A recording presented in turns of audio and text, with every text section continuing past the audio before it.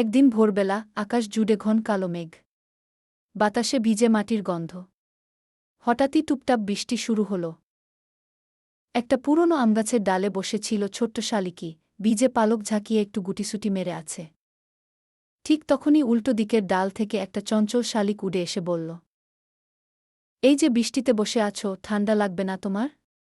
শালিকি একটু হাসল, চোখ মুছে বলল, বৃষ্টি ভালো লাগে, তবে একা লাগছে আজ।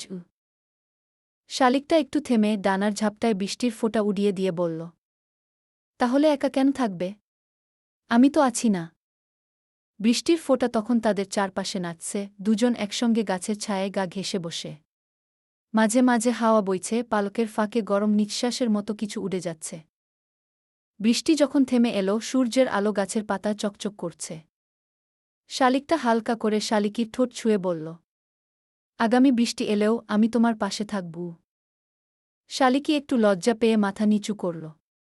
তারপর দুজন একসঙ্গে উড়ে গেল রংধনুর নিচ দিয়ে, একটা নতুন দিনের প্রতিশ্রুতি নিয়ে।